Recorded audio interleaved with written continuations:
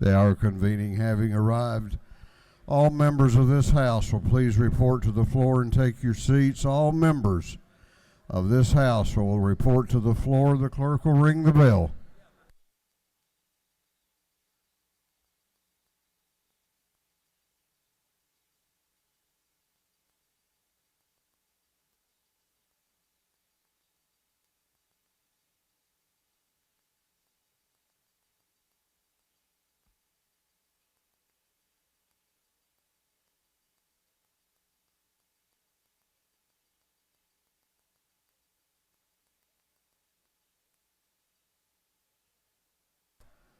All members will please report to the House chamber. Take up position and be ready to work. We're going to have the morning roll call. All members present will please vote green to signify their presence in the chamber, and the clerk will unlock the machines.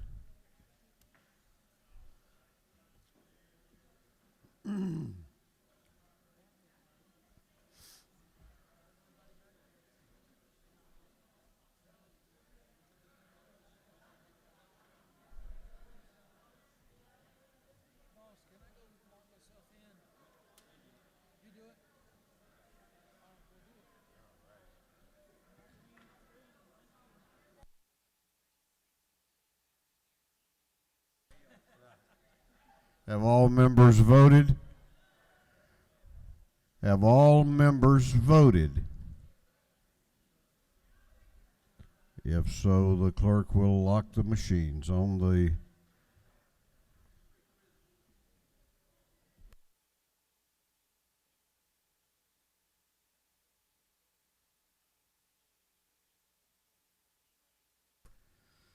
doorkeepers will please close the doors and keep them closed. Well, good morning. Welcome to Friday. It's also day 35. Getting down into the short rows now. We will begin our day with scripture reading and prayer by the chaplain, after which we will pledge allegiance to the flag of our country. Our chaplain this morning will be introduced by the gentleman from the 138th House District, Chairman Mike Chokas. Chairman Chokas.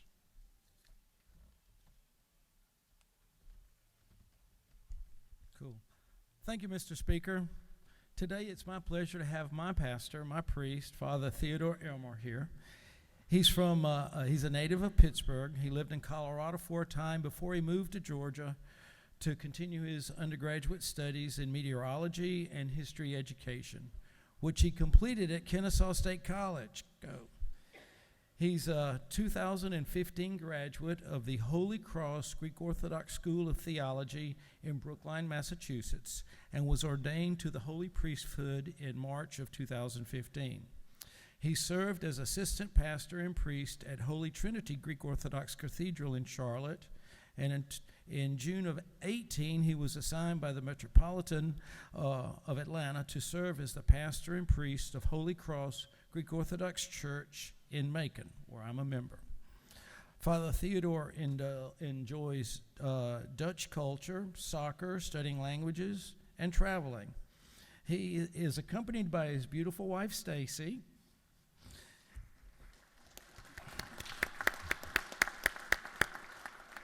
They've been married since January of 2010, and they are blessed with two sons, 3.5-year-old Joachim and 18-month-old Basil.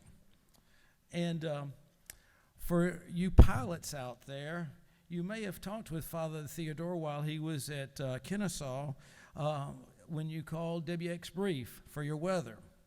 And one of the other things I'm going to add is that Father Theodore thinks of me as his special member of the congregation because I'm his job security. Thank you very much, Father Theodore. Thank you. Thank you.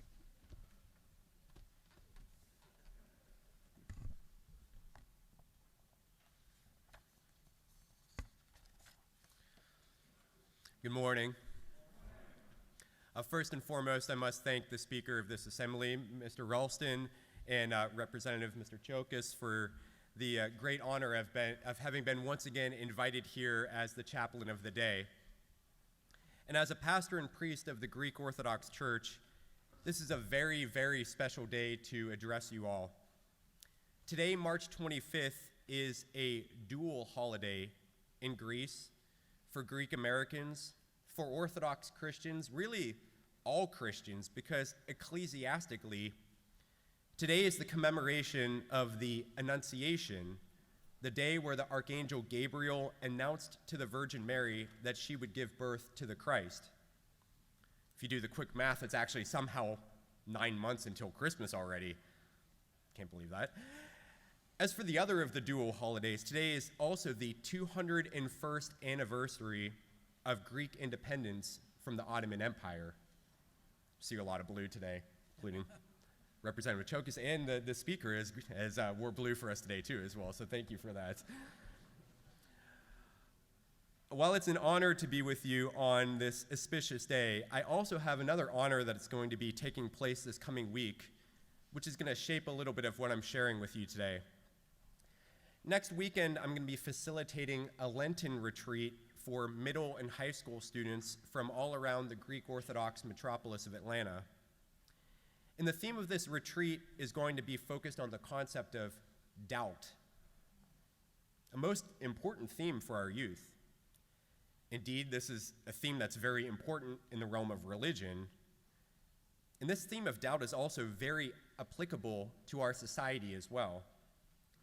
Doubt is something that feels quite real to us these days, with the unrest and warfare in the world internationally, with the unease in society through the midst of the pandemic, and what sometimes feels like a general unease about society and the future for a whole host of reasons. It's really easy to fall into the snare of doubt. Too often, doubt can feel like it overshadows the opposite of that, trust. As I mentioned earlier, this is a dual celebration today on March 25th. The battle of doubt versus trust is very relevant to both of these celebrations. The doubt of a young Jewish girl who encounters an angel speaking to her that she'll give birth to the Messiah. The doubt of a subjected Greek people under the yoke of the Ottomans for 400 years. In both cases, doubt could have prevailed. Mary could have said to the angel, "No, this is preposterous." The young Greek fighters, instead of saying, "Zito Alas, long live Greece," they could have said, going home thinking, "We'll never have a chance," and given up. Instead, they trusted in God, they trusted in what they believed, and they trusted in the ones closest to them. Trust is an essential theme for the functioning of our American society. I mean, think about it. We trust that when we go to the ATM, we can withdraw money from the bank, if we have some there, God willing, which we put our trust in that. We trust that our legal system will acquit those innocent and hold accountable those guilty. And we should especially trust our fellow citizens with whom we associate with at our places of work day to day as we work towards a common goal. One of the most important prerequisites of trust is that of dialogue. A recent Orthodox Christian monastic pointed out the following: when we talk to our fellow men and women, they tell us about their troubles. We will listen to them carefully. We'll listen to them carefully if we have love for them. We will have compassion for their suffering and pain, for we are God's creatures. We are a manifestation of the love of God. I believe that these words speak an eternal truth. If we truly dialogue with one another, if we truly listen to our brother and sister, we acknowledge them as God's creation and we humanize them. No longer are they simply a political position, someone who we might have put in so-and-so, some so-called box, or my opposition, but a human being whom I have the potential to trust and to love. In a setting like this, I'm certain that trust is an absolute necessity for the strong functioning of government. But that trust doesn't start in a vacuum. It starts with dialogue with another human being created in God's image and likeness. that person sitting next to you was created good, was created very good, in fact.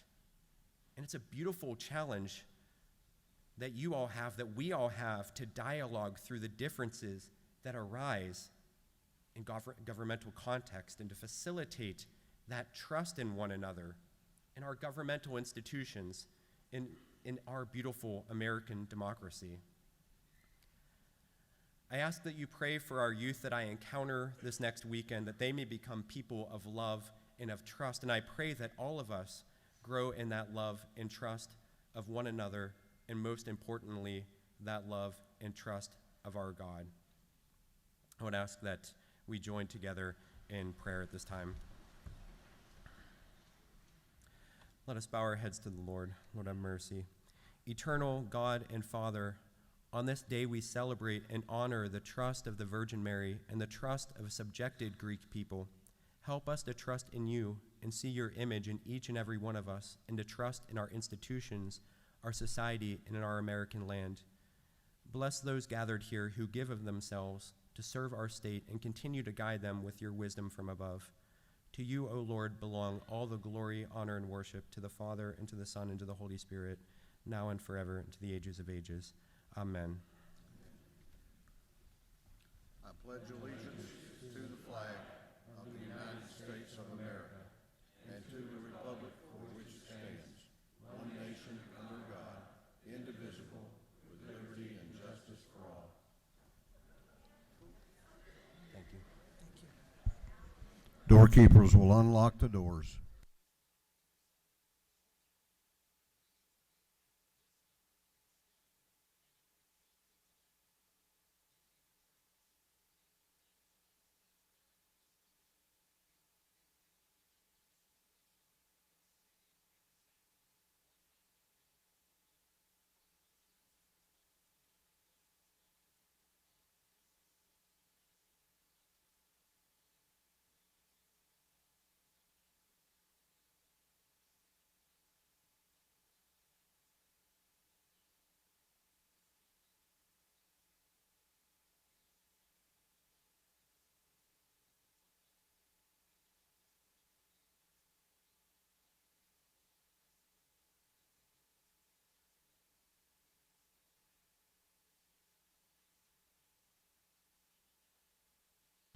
Members may greet the chaplain in the South Anteroom.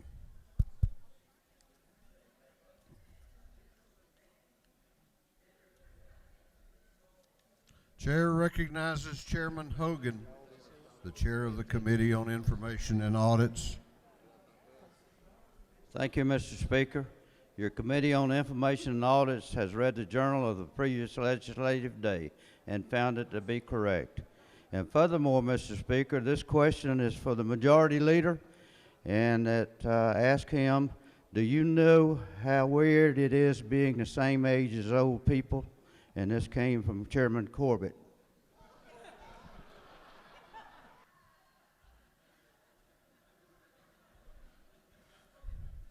Have you offended Chairman Hogan in some way?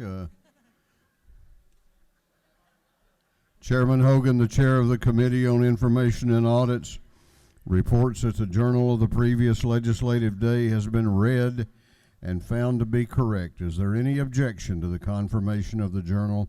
The chair hears none, and the journal is confirmed.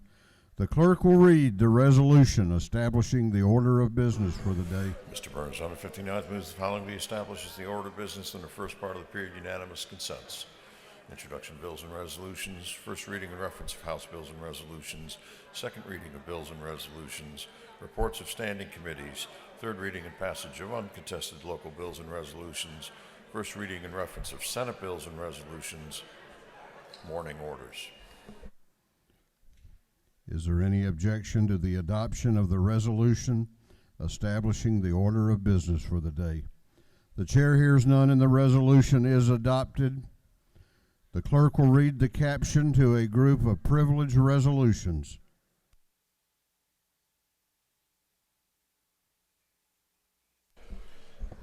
Recognizing, commending Jonathan Littlejohn Smith, commending Antoine Andre Patton, designating March 8 through 15, 2022 as Historically Black College and University Week, celebrating the 50th anniversary of green heating and cooling, recognizing and commending Thomas DiCarlo Callaway, commending Ashley McFarland, recognizing March 22nd, 2022 as the Georgia Cup Day and celebrating the Georgia Cup's 25th anniversary, recognizing March 26, 2022 is Mamie George S. Williams Day, congratulating the 2021-2022 Elbert County Lady Blue Devils, recognizing and commending the Central State University Chorus, recognizing and commending Falana Williams on her outstanding public service, commending and recognizing Garrett Garros for securing a silver medal during the Beijing 2022 Paralympic Winter Games, recognizing March 25th, 2022 is a day to celebrate DeKalb County's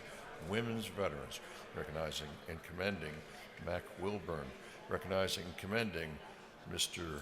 Paul Holmes, commending and congratulating Mamie Axon Stevens Clay.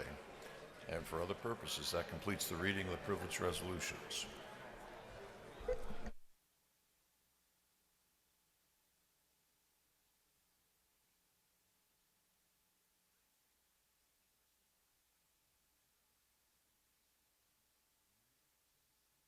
Is there any objection to adopting the privileged resolutions?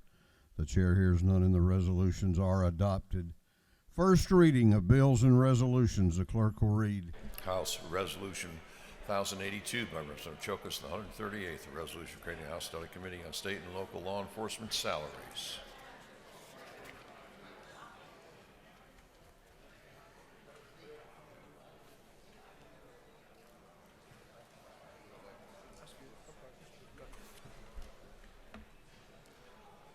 Public Safety and Homeland Security. Senate Bill 628 by Senator Albers, the 56th Beach, the 21st, a bill being entitled an act to amend the act incorporating the city of Milton, Fulton County. Intergovernmental coordination. Senate Bill 629 by Senator Albers, the 56th, and Beach, the 21st, a bill being entitled an act to amend the act incorporating the city of Milton, Fulton County. Intergovernmental coordination. Senate Bill 630 by Senator Albers, the 56th, and Beach, the 21st, a bill being entitled an act to amend an act incorporating the city of Milton, Fulton County.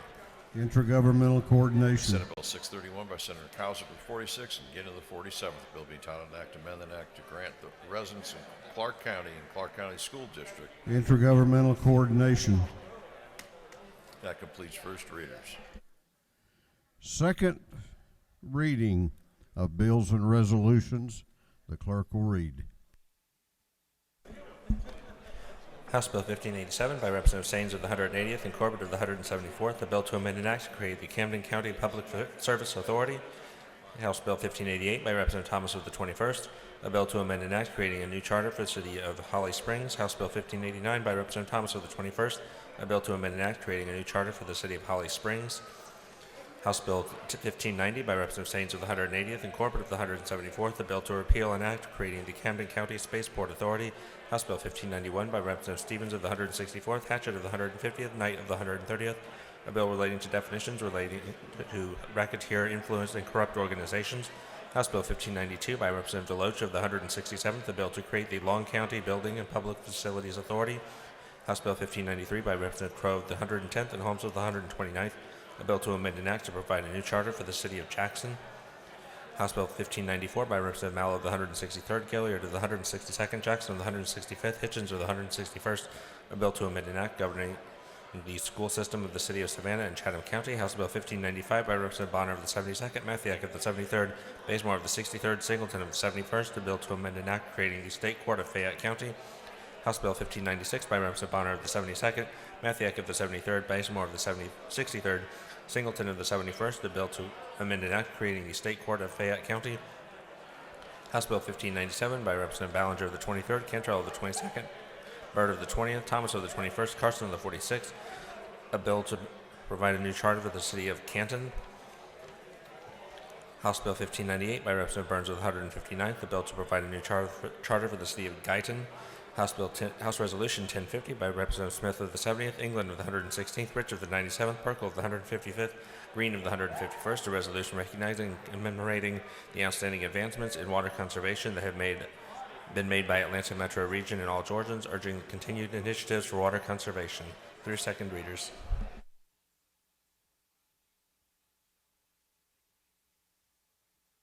Reports of standing committees. The clerk will read.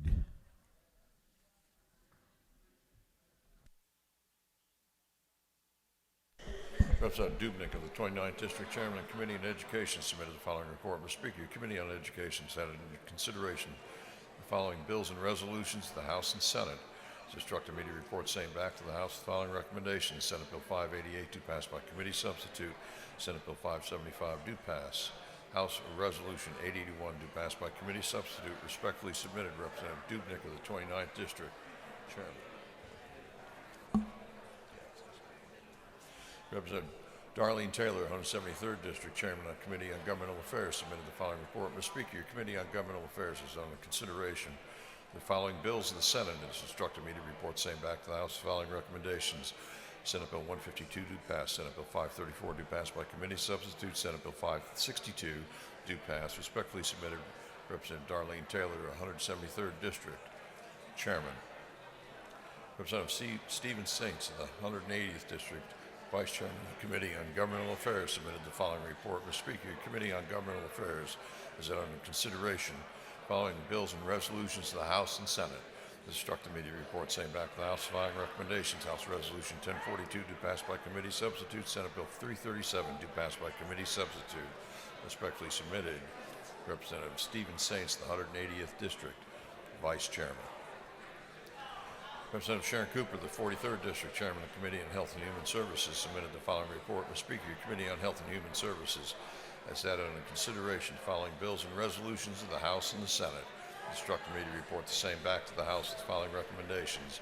Senate Bill 496 do pass by committee substitute. Senate Bill 573 do pass. House Resolution 998 do pass. Respectfully submitted, Representative Sharon Cooper, the 43rd District, Chairman. Representative Martin of the 49th District, Chairman of the Committee on Higher Education, submitted the following report. Mr. Speaker, your Committee on Higher Education has had in consideration the following bills of the Senate. Instruct immediate report the same back to the Senate with the following recommendations. Senate Bill 333 do pass by committee substitute. Senate Bill 397 do pass. Respectfully submitted, Representative Martin of the 49th District, Chairman. Representative Bill Werkheiser, the 157th District, Chairman of the Committee on Industry and Labor, submitted the following report. Mr. Speaker, your Committee on Industry and Labor has had under its consideration the following bills and resolutions to the House and the Senate.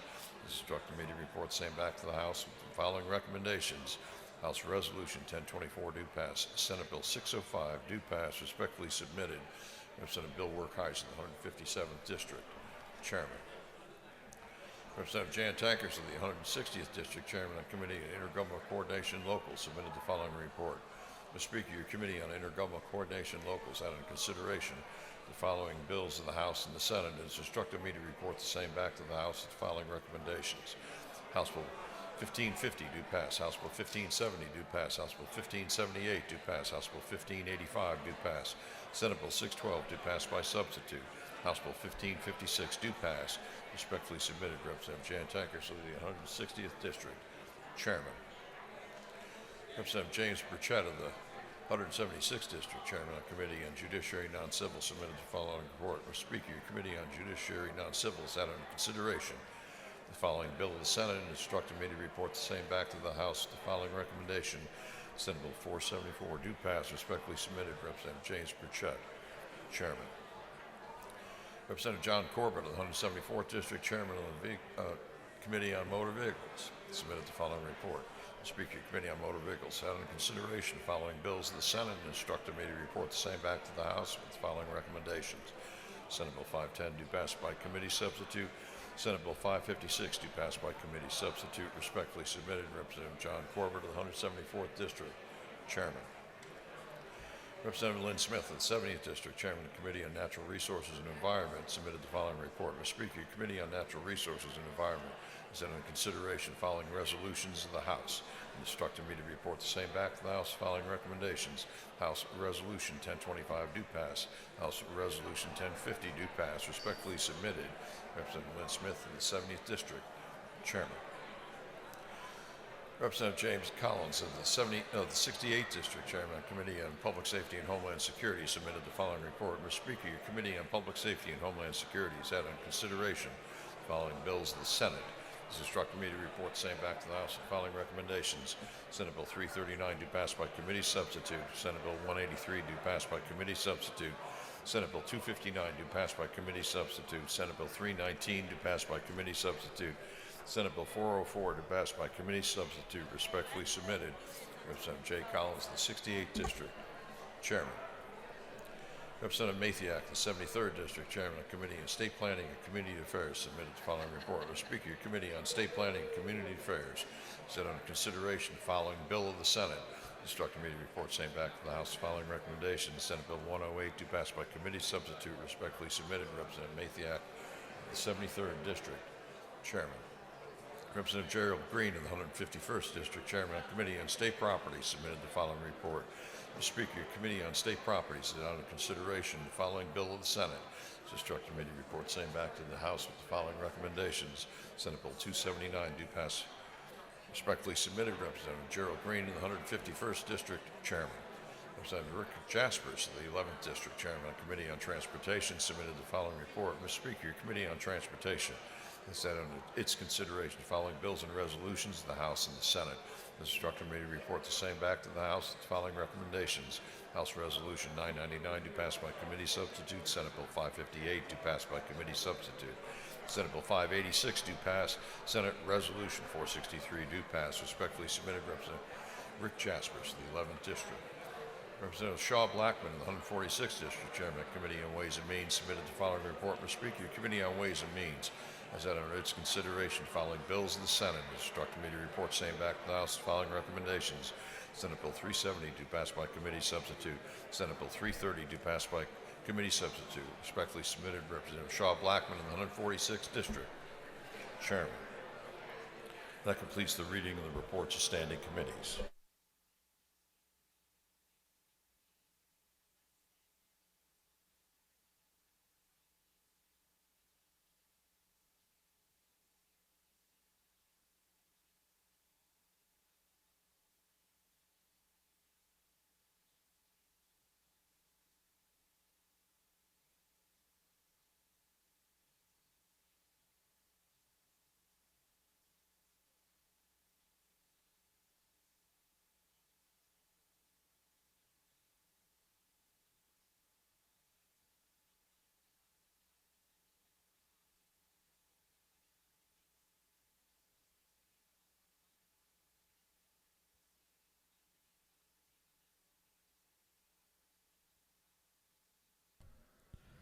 All right, we're going on now to the local calendar. We're going to the local calendar, third reading and passage of uncontested local bills. One bill on the local calendar relates to homestead exemption and requires a recorded 2/3 roll call vote for passage. If there is no objection, we will vote on the local calendar as a whole with a recorded vote. Hearing none, it is so ordered. The clerk will read the local calendar. House Bill 1550 by Representative Stevens, 164th Bryan County. House Bill 1570 by Representative Abstration of the 104th Gwinnett County. House Bill 1578 by Representative Rhodes, the 120th Obolchee Judicial Circuit. House Bill 1585 by Representative Cantrell of the 22nd Cherokee County. Senate Bill 612 by House Substitute by Senator Jones of the 10th City of Stockbridge. House Bill 1556 by Representative Martin of the 49th Fulton County.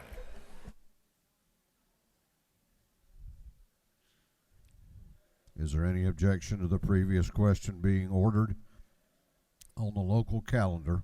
The chair hears none. The previous question is ordered. Is there any objection to agreeing to the report of the committee, which was favorable to the passage of the bills? The chair hears none. The report of the committee is agreed to. Shall these bills now pass? All those in favor of the passage of the bills on the local calendar will vote aye. Those opposed will vote no, and the clerk will unlock the machines.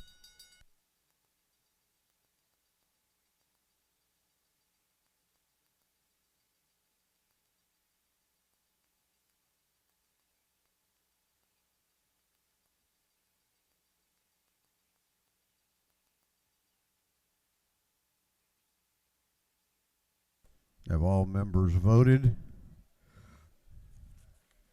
Have all members voted?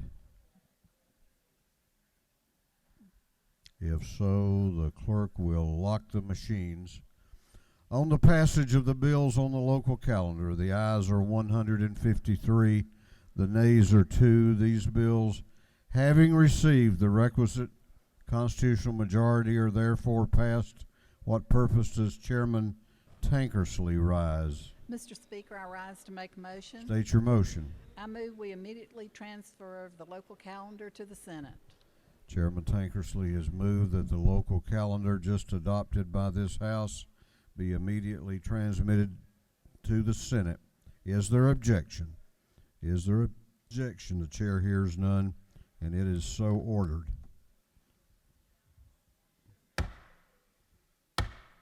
Okay, we're going on now to morning orders. And before we begin, let me sort of tell you where we are. By rule, a total of 10 minutes. By number of people signed up, 13.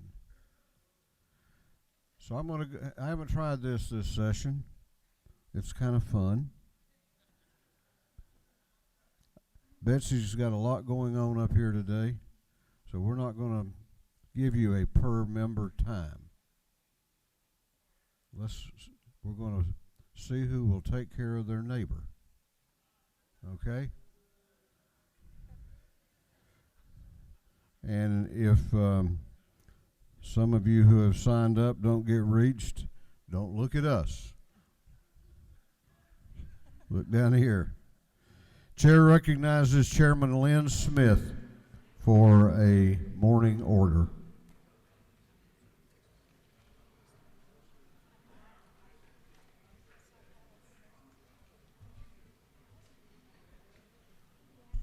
Thank you, Mr. Speaker, and to the members of the House. I'm being joined by the Coweta County delegation. This marks the beginning of the first anniversary of the tornado that hit Coweta County, Heard County, and moved on to other parts of the state. We have a video prepared for us by the Forestry Commission. The city, Noonan is known as the City of Homes, but also the City of Trees. So please join with us in this wonderful moment of hope.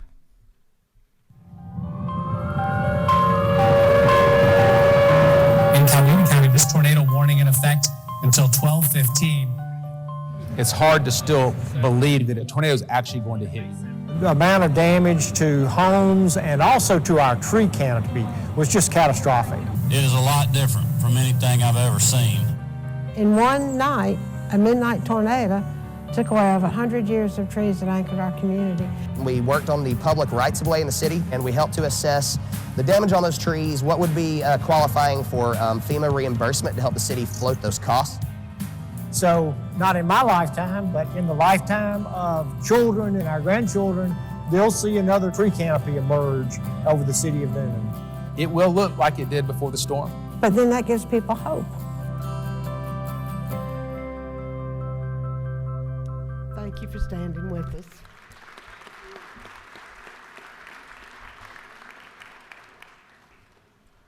Chair recognizes the members of the Greek caucus, Chairman Evstration and Chairman Chokas for a morning order.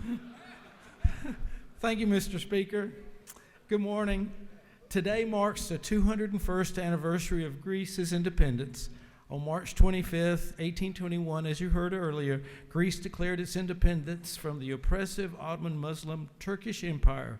Greatly outnumbered with limited resources but a love of country and democracy, the people of Greece endured years of struggle and hardship to overcome the enslavement of the Turkish Empire.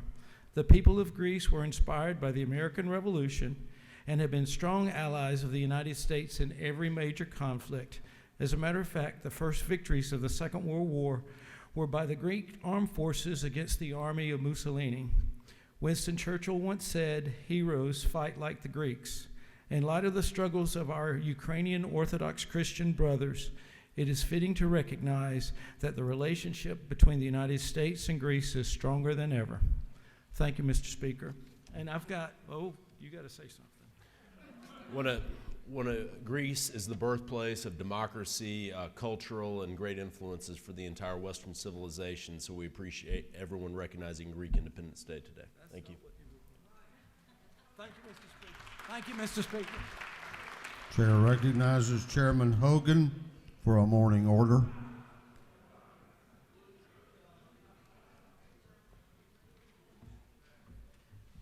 Thank you, Mr. Speaker.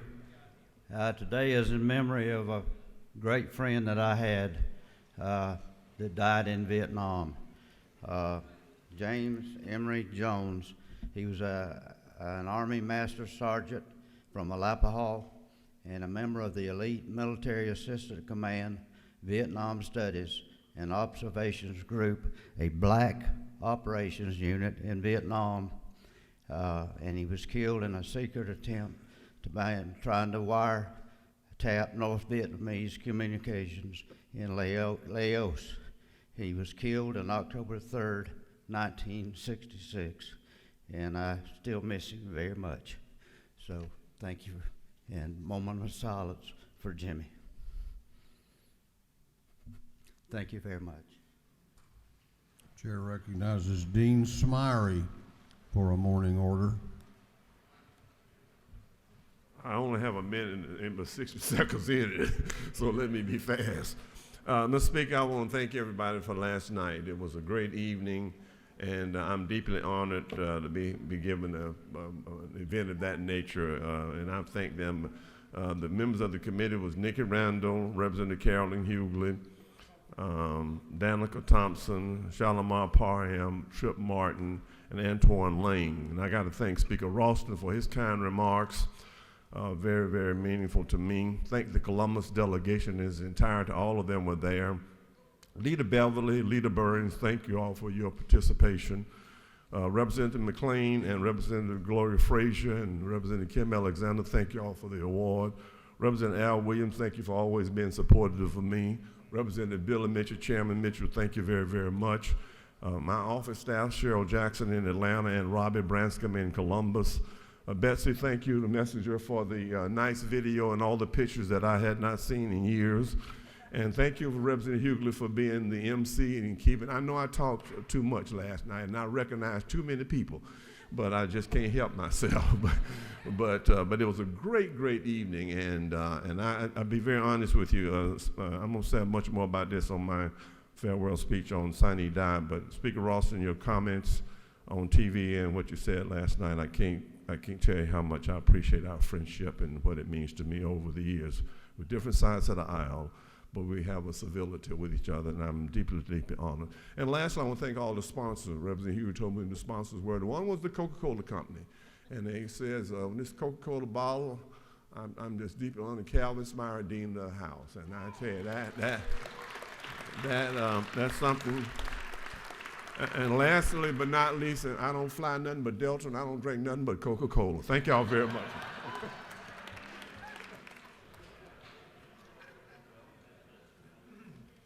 Dean, I must say, few events have I been to where there was that kind of mix, both parties, people from all over the state. It was you. So.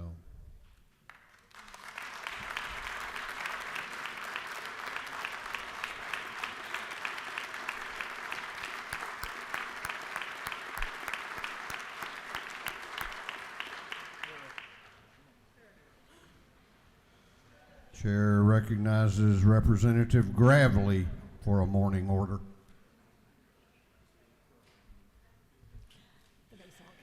Ladies and gentlemen, it is a special day when Chairman Cooper is reliving her softball dreams.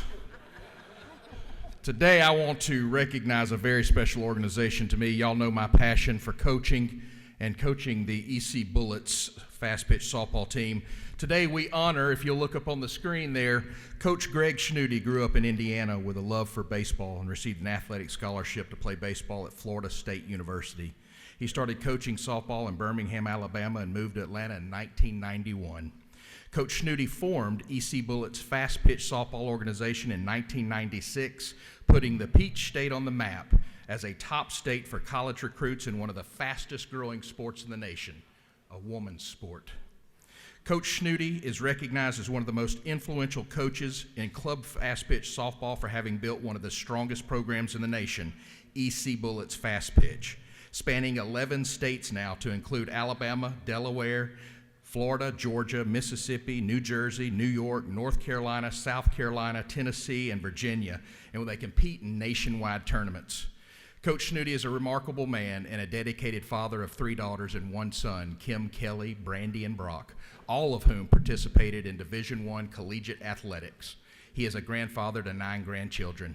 The EC Bullets Fast Pitch organization has established and maintained a proud tradition of excellence and success by developing competitive softball players with equal emphasis on character and performance.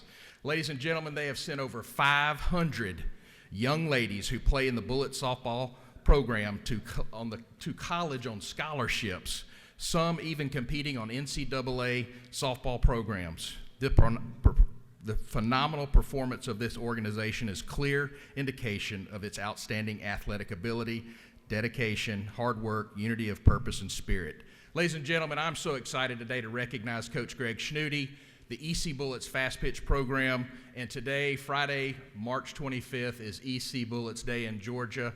I'm going to turn it over to Representative Wiedauer for a special comment. And EC stands for East Cobb. East Cobb, that's right. East Cobb. Greg Schnooty happens Just to be my father-in-law. before you begin, Representative, I hope you can get this in 27 seconds. I do. Greg Schnooty is my father-in-law, and I'm very blessed to be able to call him a friend, not just of my father-in-law. So, congratulations. Go East Cobb Bullets.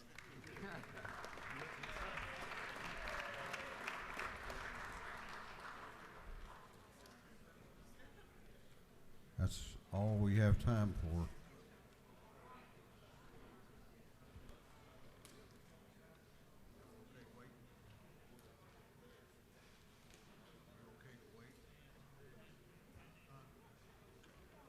All right. That completes our morning orders.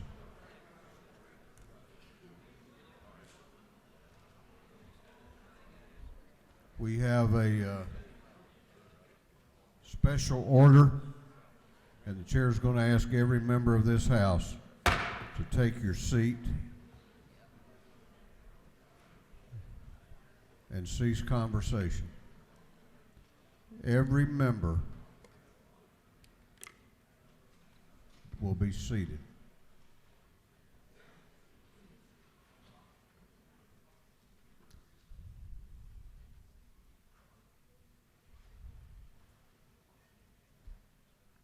Chair recognizes Chairman Randy Nix for a special order. Thank you, Mr. Chairman. To my friends and my colleagues, I come up here this morning not as your ethics chairman. I don't think anybody's in trouble yet, so some of you can breathe a sigh of relief. And I'm not here to talk about gambling, so some of you others can breathe a sigh of relief. I'm here today to tell you how much it means to me to serve in this House and to thank some people for helping me along the way. I want to start by reading some words from Shakespeare. Has anybody here ever read Macbeth, or at least read the Cliff Notes? There's a little passage there, and it says this passage dramatizes the damaging physical and psychological effects of political ambition on those who seek power. And this is a speech by Macbeth towards the end of his life when it was all over. Listen to this. It said, tomorrow and tomorrow and tomorrow creeps in this petty pace from day to day to the last syllable of recorded time. Out, out, brief candle, life's but a walking shadow, a poor player that struts and frets his hour upon the stage and then is heard no more. Now, I don't know why I thought about that, but when I decided to come up here, somehow that image of strutting and fretting across the state and being no more is kind of interesting. And I want to use that to just tell you this. Don't take yourself too seriously up here.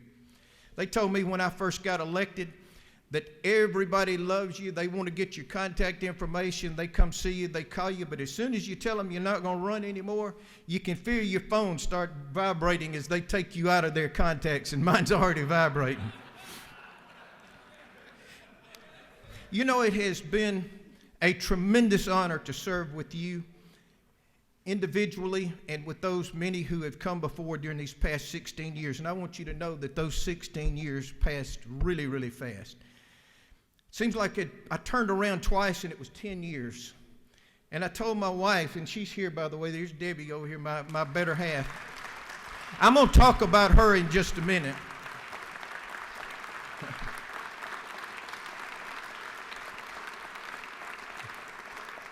But it seems like I'd just gotten here and it was 10 years. And I said, Deb, I think I'll run one more time. The next thing I know, it's 12 years. And I said, Deb, I'm going to run one more time. And then it's 14 years. And I said, Deb, I'm going to run one more time. As I approached 16, she said, you got to come up with something more creative than that if you're going to run again. And I couldn't think of anything, so I think it's time for me to go. I'm going to say thanks to a lot of people today, and I'm going to mention just a few names because I don't want to leave people out. There's several that I've got to mention, but I want to go through this quickly and mention some people and just give them my thanks. First of all, I need to thank the people in House District 69 who sent me up here 8 times. It's been the thrill of my life, the honor of my life to serve, and I thank them. The second person, and I've got to thank my sweet and lovely wife who I just introduced to you. This lady has put up with me and with a lot for a long time. Come the middle of April, it will be 52 years since we had our first date. I was a senior in high school and she was in the 10th grade. Since that time, for the next 5 years, we dated each other just pretty much exclusively, and come May the 17th, we will celebrate our 47th anniversary. Now, there's an old saying that a good woman is behind any good man. And I will have to say that is doubly true here. She has been my accountability partner. And here's the reason. I never, ever, ever wanted to do anything that would disappoint her or embarrass her. She has made me infinitely better than I could have ever been without her. While I don't think I've disappointed her, she's never told me. I know I have nearly scared her to death quite a few times, though, with some of the impulsive decisions I've made, especially some things like changing jobs and moving. And I'm going to give you a quick little scenario. Whether you know it or not, women like stability. They don't like for you to come home and say, honey, I'm going to go do this or I'm going to do that or we're fixing to move. And I've done that to her quite a number of times. For instance, when I was in the National Guard, I had finished my 6 years and was ready to get out. I come home one day and say, hey, honey, guess what? They offered me the chance to go to flight training in California to re-up again. We're fixing to move to California. I had a good job at the bank, a good career going. Sent them a letter and say, I'm out of here. Here we go. When I got back from that, I got back going in business. I was in the brokerage business, doing quite well. Probably made more money then. Well, I know I made more money then than I've ever made before.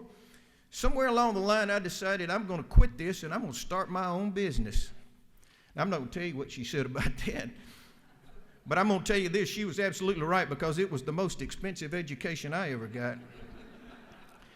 And then in 1993, I said, hey, Deb, let's move to Georgia.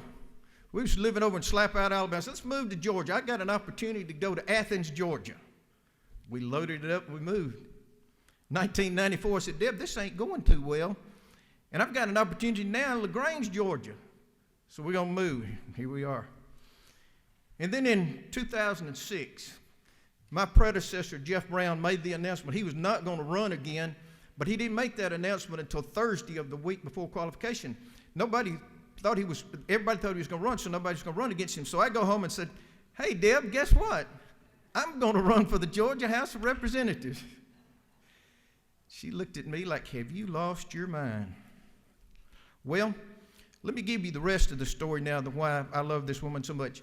When I did that, the bank I was working for, I was a city executive for a pretty good-sized bank in LaGrange. They told me, you're going to have to resign. We're not going to give you the time off that it takes to be in the legislature. So Deb was willing to sacrifice. She went back to school. She got her master's in education leadership and improved her credentials to the point that she could up her income to kind of help make up for some of the income that I lost, because actually since that time I have not actually had a full-time job. If you want to talk about sacrifice, it has been a sacrifice.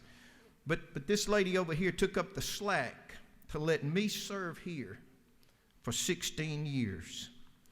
She has not been here very much. She has not been here very much because she had to stay home and work. So that's why you haven't seen as much of her what I would have liked you had. She has truly been the wind beneath my wings. My greatest achievement in life was to be her husband. And I love you, dear. I love you. But don't relax just because I'm getting out of here. I still don't know what I'm going to be when I grow up. Let me continue with some thank yous. I want to thank the speaker staff. They have been so helpful. They have done so much to help me. I want to thank House leadership, and I'm talking about the majority and the minority side of House leadership. I know that leadership is difficult. It's extremely difficult. When I first got elected, the saying was, it's a shame that the only people who know how to run state and federal government are either cutting hair or driving taxi cabs.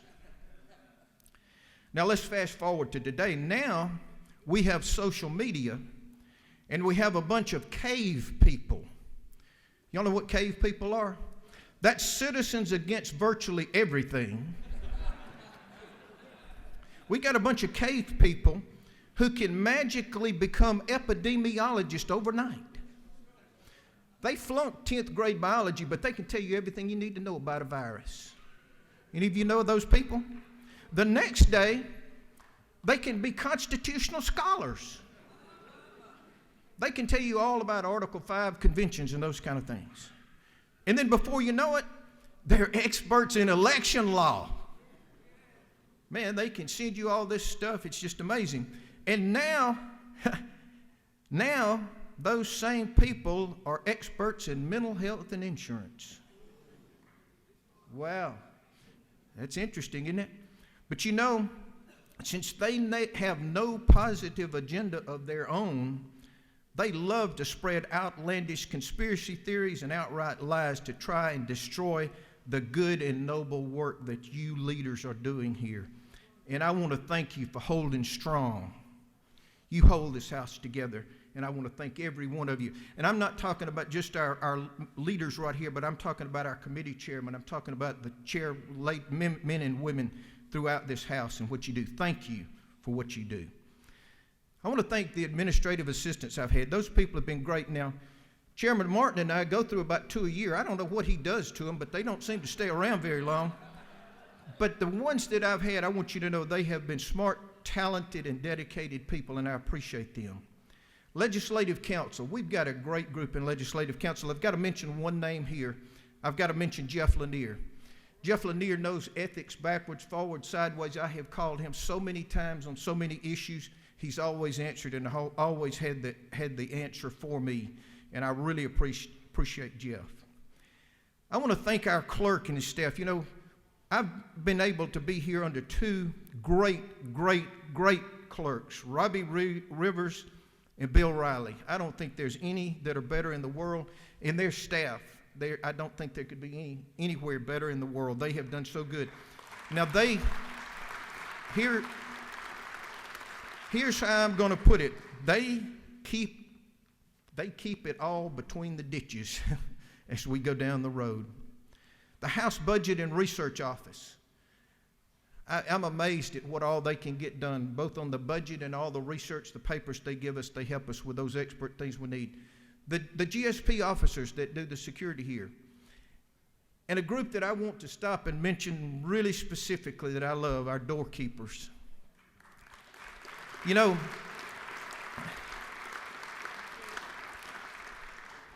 the smiles and the handshakes and the encouragement that I get from those people and that you get too, that just indicates to me how much they love this house. And you know what? They love you too. I guarantee you they do. I've got to mention something to you. Some of you have seen my tie. Y'all see this smiley face tie that I've got on? Some of you know the story. Back a number of years ago, we had a gentleman who always worked that door by the name of Glenn Hartley. Glenn was just a fantastic gentleman. I loved Glenn to death, and he loved to wear these wild ties. You'd come in and have his Looney Tune tie on. He'd have all the cartoon characters, Tasmanian Devil and all that.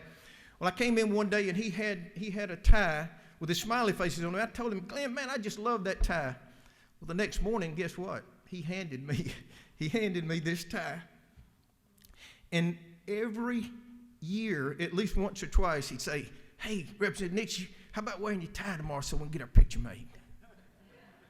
And not only that, but as you know, those of you who were here, Mr. Hartley passed away several years ago, and we actually had a memorial service for him here, and I wore this tie that day to honor him and to speak on his behalf. So I want you to listen to this, especially the new people and the young people. Sometimes the small things are the big things. In 16 years, I'll probably remember this tie longer than most anything else. No disrespect to anybody, but I'll probably remember that longer. That's just so great. I actually want to say thank you to some of the people in the hall. You know, lobbyists get a bad rap sometimes. We've got some great people out there that have helped me tremendously because they are experts in so many different things that I don't know, and I want to thank them. And finally, that last but certainly not least, I want to thank Speaker David Ralston. I consider David Ralston to be a dear personal friend, and it has been a double honor to serve as his ethics chair. Now, I'm going to tell you this. I was very surprised when he asked me to take this chairmanship because he didn't know it because he never let me tell him. But when I went in, I wanted to ask for higher education. But he never let me ask. He said, we've got something we've been talking about, and we think you're the person that we need to chair this particular committee. And I said, what is it? He said, ethics. And I didn't even know what the ethics chairman did. But I will tell you that I found that to be a great honor to be asked to chair this committee. I'm also going to tell you this. When I get called to the Speaker's office, I know that it's not to chit-chat and drink a cup of coffee. When I get called to the Speaker's office, you can pretty much bet that the proverbial stuff has hit the proverbial fan. And if you don't understand proverbial stuff, Representative Al Williams will explain it to you when we get through. But through all of this, we have developed a unique relationship.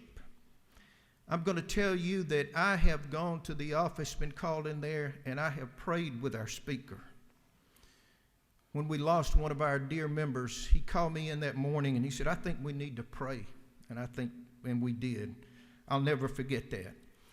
Also, we have agonized over some disturbing issues that have arisen in this house. We've done that many times. But what I'll always remember is he always believed in me.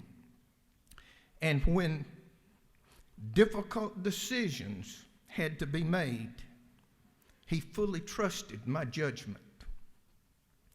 And he never questioned me. And more than that, I know that he always had my back. Mr. Speaker, I want to thank you so much. And I want you to know that I will always cherish the relationship that we have.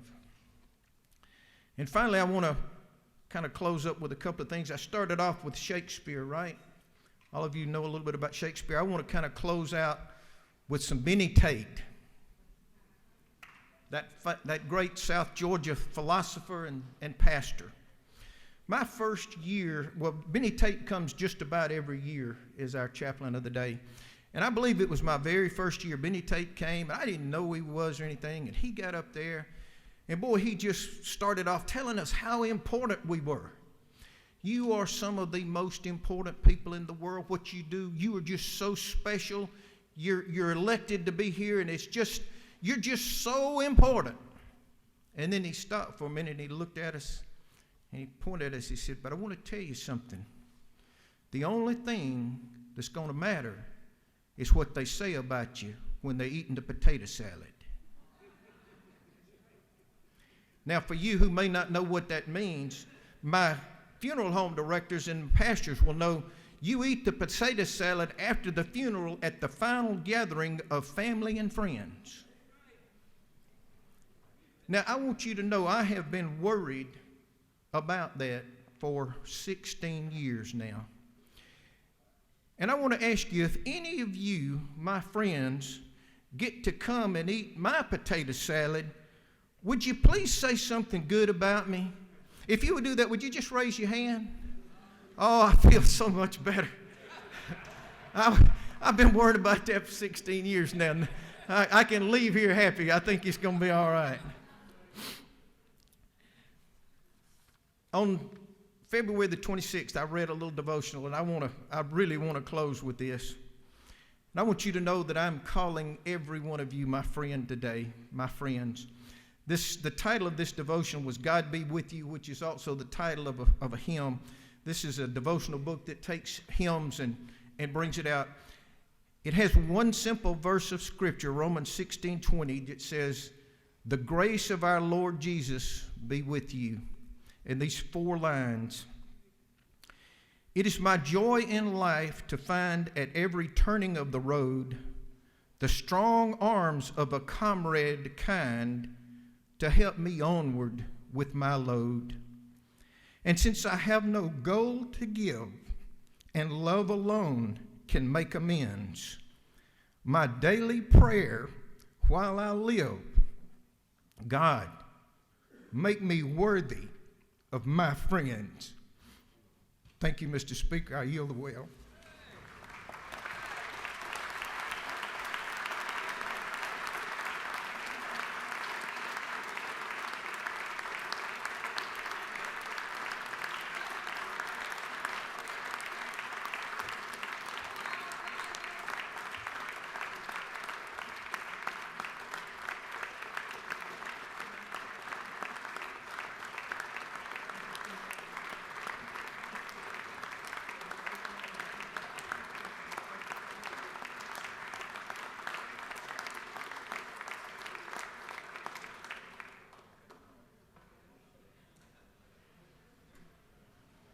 I know people want to say hello to Chairman Nix. We're going to suspend for about 5 minutes.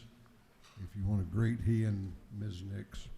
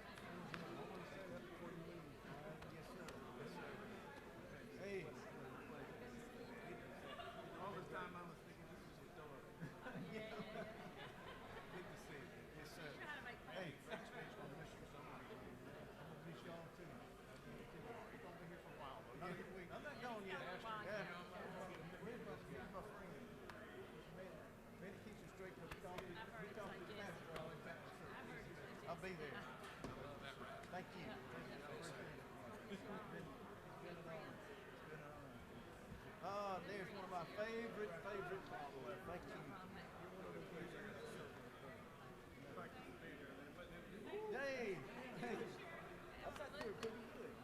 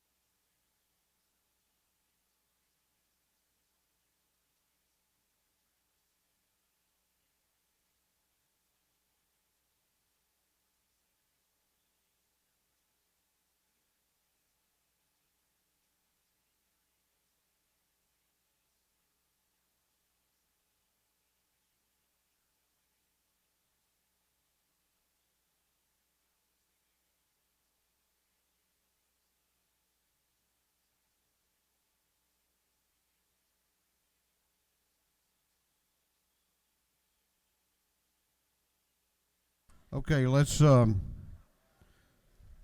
complete our greetings of Chairman Nix.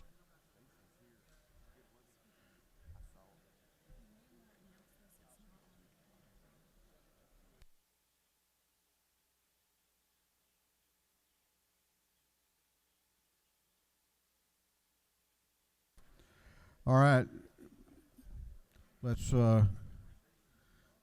complete our greetings, because we're going on now to the rules calendar. Going on to the rules calendar. Clerk will read the caption to Senate Bill 226. Senate Bill 226 by Senator Anna Varte of the 31st Millis of the 53rd Mill of the 49th and others being entitled an act to amend Part 3 of Article 3 of Chapter 12 of Title 16, Official Code of Georgia annotated relating to sales or distribution of harmful material to minors, so as to provide that the provisions of Code Section 1612-103 shall be applicable to libraries operated by schools. This bill having referred to the Committee on Judiciary and Non-Civil, that committee recommends that this bill do pass by committee substitute.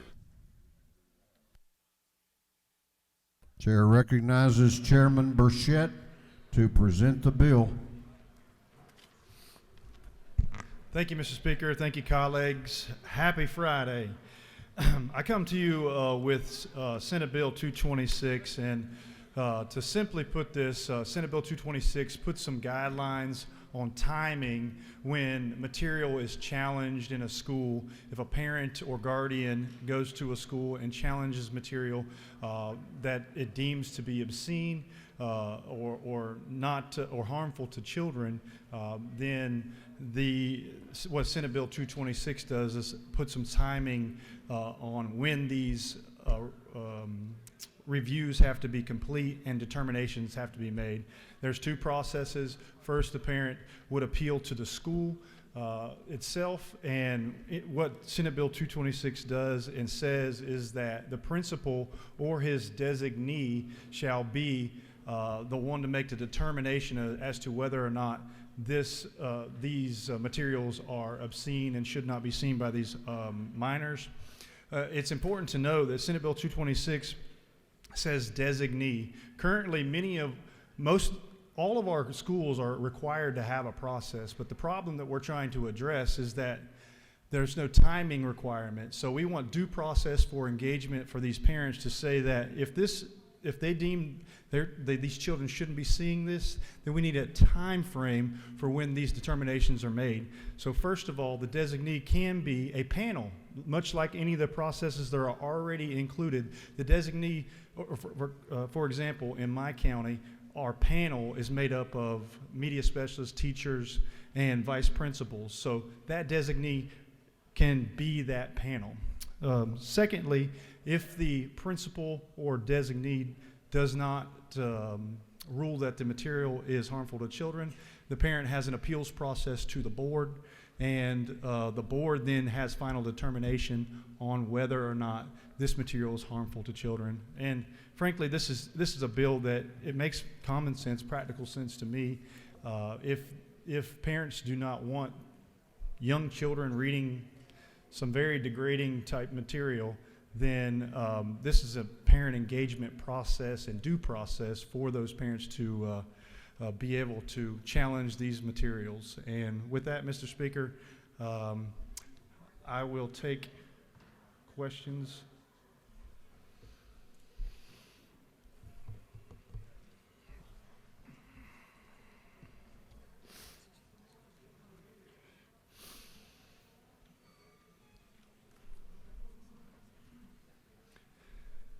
It's a beautiful day outside.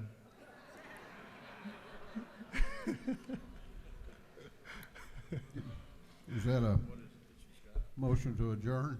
Yeah. I would make that motion, Mr. Speaker, if I were allowed. You have a question if you yield. I yield. Chair recognizes Representative Jasmine Clark to your left for a question. Thank you, Mr. Speaker. Does the gentleman yield? I do. So in this process, the principal or their designee has a week to respond and 10 days to make a decision. Correct. What if that principal or their designee gets 40 or 50 separate complaints from separate parents of students within that school? Oh, that's a very good question. Thank you for asking that. There's a provision in here that allows for the designee or the principal to settle on a time frame that is reasonable to the challenger and the principal or designee. So does the gentleman further you? Certainly. So in this allowance for them to agree upon a time frame, are they going to have to agree upon a time frame for each of the 40 or 50 separate complainants that come to them? What if someone comes on Monday, 10 people come on Tuesday, 20 people come on Wednesday? Is he going to, he or she or the designee, if that's a panel, going to have to basically make agreements with each of these individuals in order to come up with a time frame? Because I'm just thinking about the workload here that we're putting on our administrators in our school that already have a lot going on. Well, I'm sensitive to that issue, and I appreciate the question. I think that is the answer to your question is yes. Each individual challenger, they would have to agree to a time frame outside of the provisions of this bill.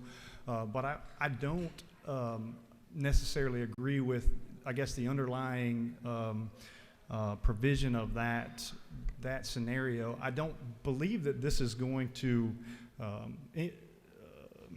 ensure that there are going to be 40 or 50 challenges of material, because I think, as my colleagues will testify to, these challenges are already being had. We're trying to just put some reasonable time frames on them. I don't think this is going to instigate just a surge in challenges. Respectfully, I would disagree after seeing some things on the internet. I think there are people poised and waiting for this bill to pass, and this bill in its current format does not have any guardrails to protect our principals or their designees from this potential for there to be an onslaught of these requests for reviews. And so I would say, if we're going to create guardrails, in my opinion, there should be guardrails as well for who and how many of these can come at one time. Thank you very much. Very good. Thank you. Mr. Speaker, I believe we have plenty of time to engage in this conversation, so I'm going to yield the well. Gentleman has yielded the well. Chair will remind members that the Rules Committee has imposed a 1-hour time limit on debate. That will be allocated 30 minutes to each side. That does not include the presentation. It will begin now. Chair recognizes, to speak to the bill, Representative McLaurin. Thank you, Mr. Speaker. Good to see everybody this Friday.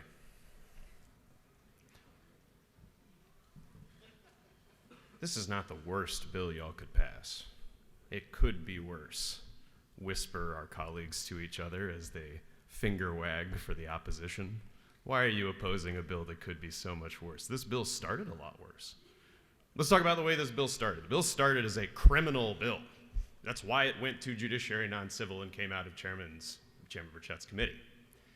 It started out as a misdemeanor for librarians, media techs, who failed to scrub the entire universe of knowledge of all potentially offensive things. And there were other provisions in this bill that were kind of crazy. Like, you would have to post the full text of a challenged material on the school board website, copyright alarm, for 4 whole years, which is the length of a school board term. Imagine that.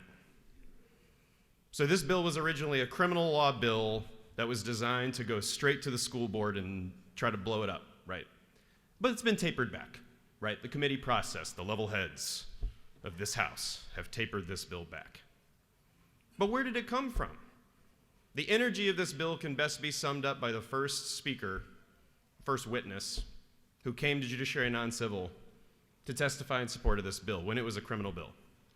The first words out of her mouth almost were, "There's no criminal penalty, so nobody's going to jail." Moving on. She flipped the page. She was wrong. The group that had sent her there to testify in support of legislation that is not unique to Georgia, but is a nationwide attempt, as other bills have been this session, to intimidate teachers, to intimidate principals, into complying with the wishes of single parents, one parent at a time, to allow individual parents to override what schools have been entrusted with for decades.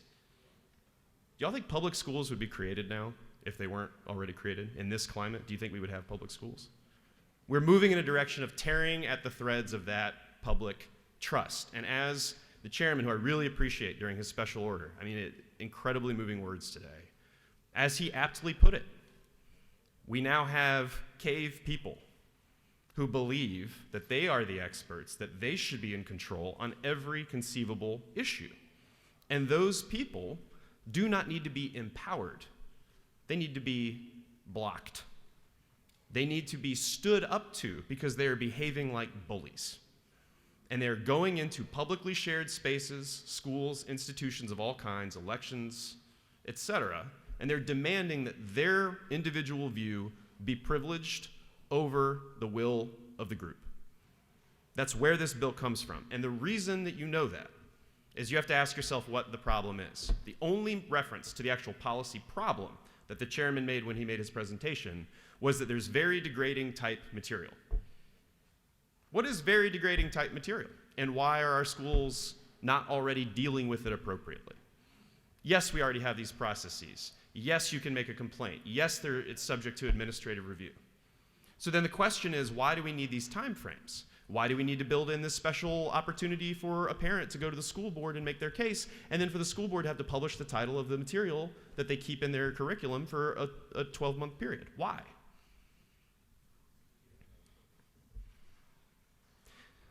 The reason is because you all are not willing to stop the crazy. There's a certain amount of it you're willing to do. There's a measure of it you're willing to do, and I want to acknowledge that in all honesty and full fairness.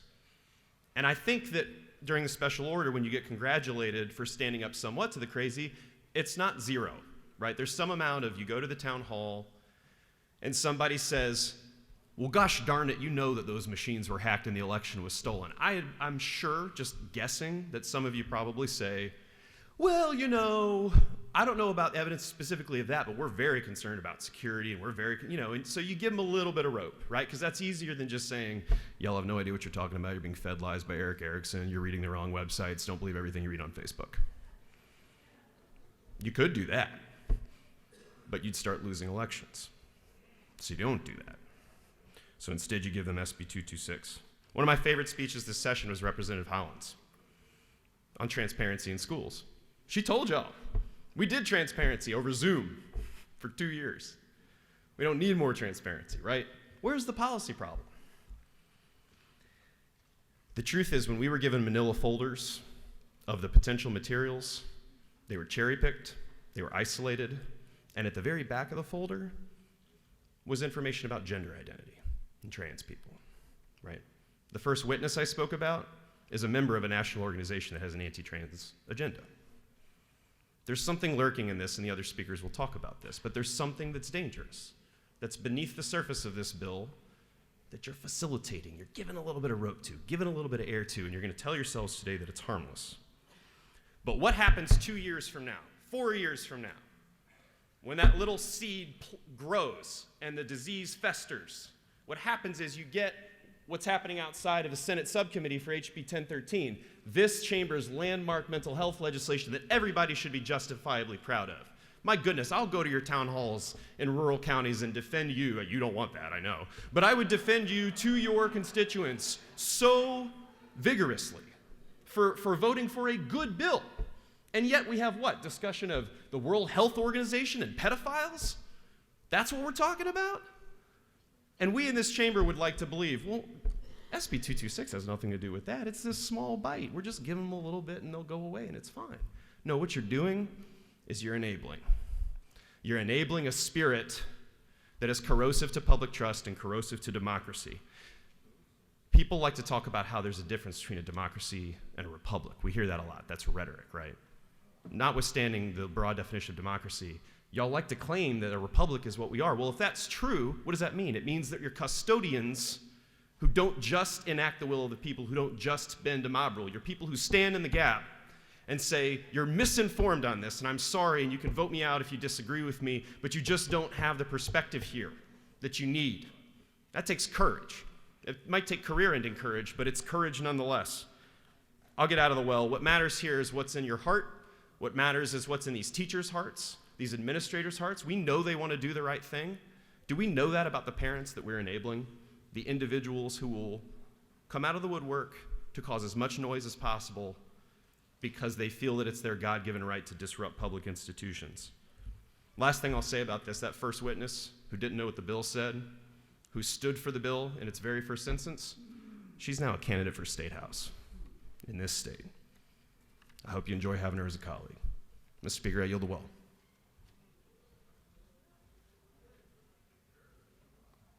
Chair recognizes Representative Kendrick to speak to the bill. Thank you, Mr. Speaker. You know you guys are in trouble when I come to the well because I'm never up here. But today I rise to humbly ask that you vote against SB 226. I won't take long because my message is pretty simple. You see, ladies and gentlemen, SB 226 is a solution looking for a problem. I asked several times in public and private for an answer to this very simple question. Why are we creating new legislation and we already have rules to deal with media procedures for what is termed offensive books, and I have not heard more than a handful of examples where the process has not worked in a timely manner? I would like to point your attention to the board, and hopefully you can read that. I know it's a little blurry, but I'll read it to you, the pertinent parts. This comes from the Georgia Board of Education, and it is Rule 160-4-4-.01 dealing with media programs.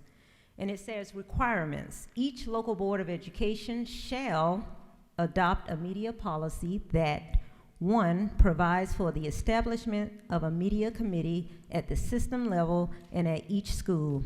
Number 2, requires development of procedures for the school system and for selecting materials locally, handling requests for reconsideration of materials, considering gifts of instructional materials, using non-school owned materials, and complying with copyright law.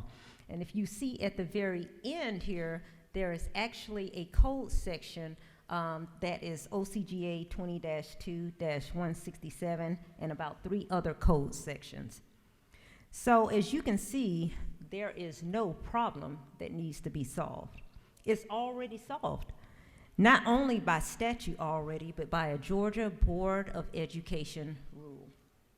When this bill came to Judiciary Non-Civil to be heard, I cannot tell you how many school systems emailed me with a copy of their media policy that's in full effect right now that engages parents, teachers, and other community stakeholders to do exactly what this bill is seeking to do.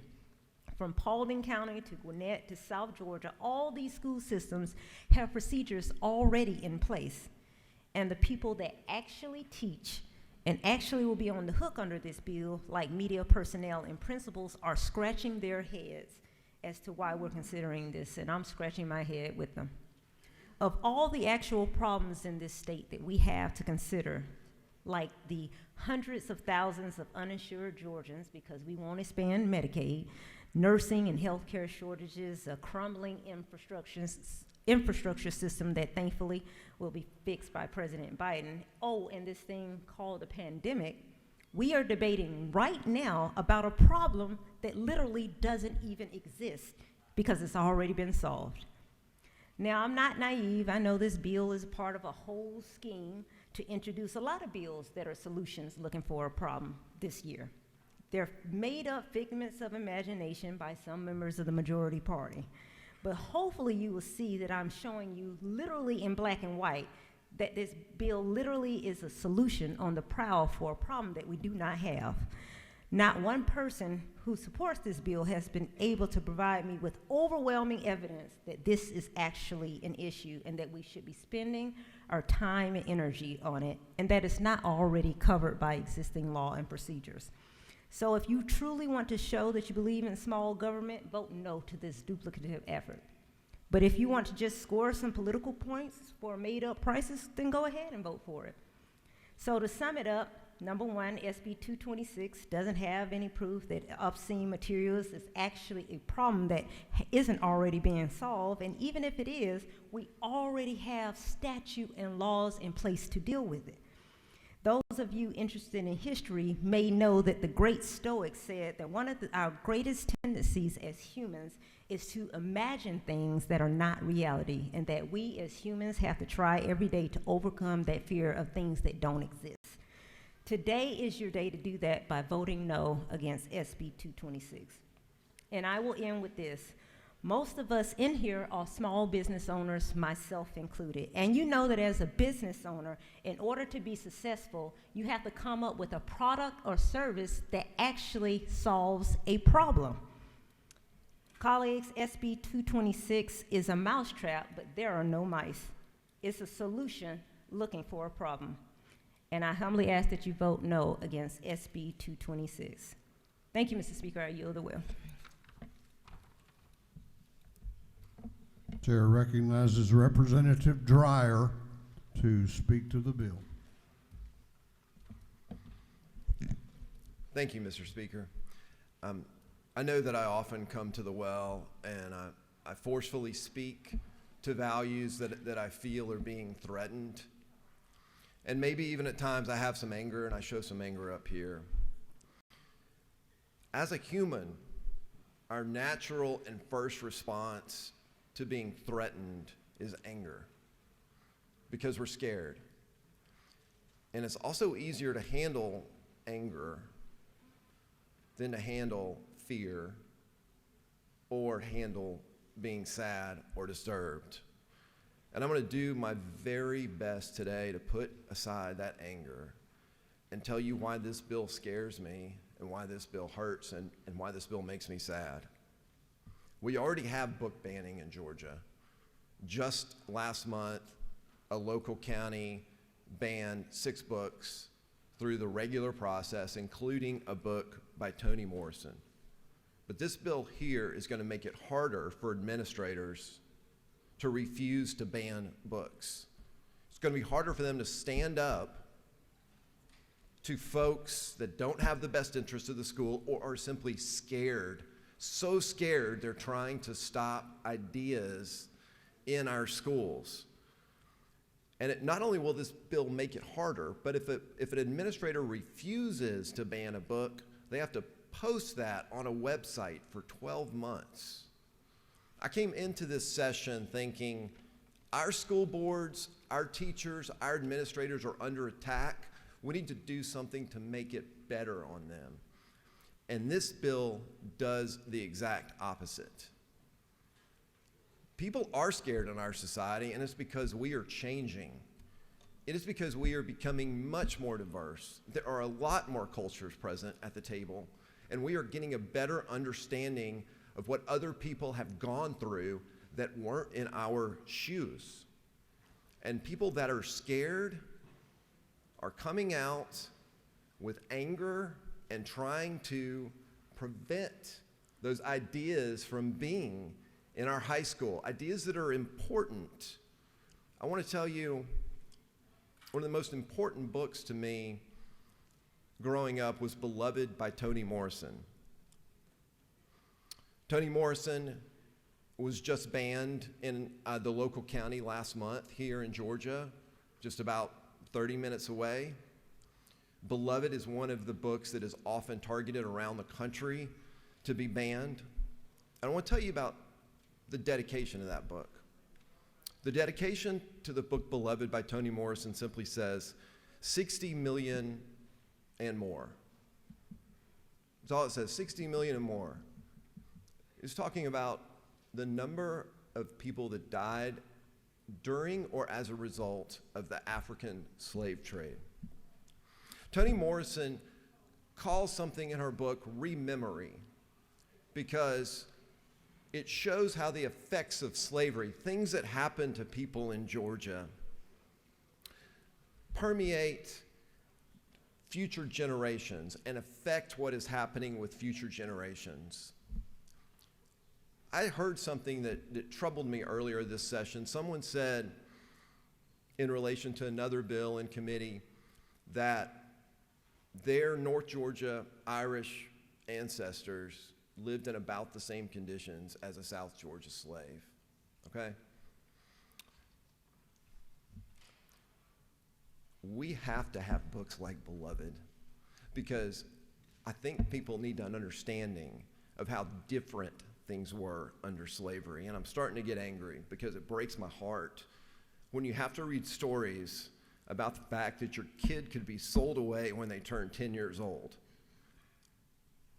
A significant other could be violated, and you could do nothing about it. And if you said anything, you could be strapped down and a lump of coal placed on your back. We got to look that in the eye. Man, that is hurtful. That is horrifying. And that happened in Georgia to hundreds of thousands of people. And Toni Morrison was right. That legacy still lives with us today. We haven't apologized for that legacy as a body. We have to look it in the eye. It hurts. It hurts. But we will be better if we can do that. We can't turn away because we're scared or something's uncomfortable. We have to look at it, and we have to sit with it. And we have to let people that look like me in high school struggle and grow so that they can be better human beings. And this bill puts us on the wrong path. And I hope that some of us can just say, let's sit this one out, so that maybe our state can be a little better, and maybe we can be a little better than we were. Thank you, Mr. Speaker.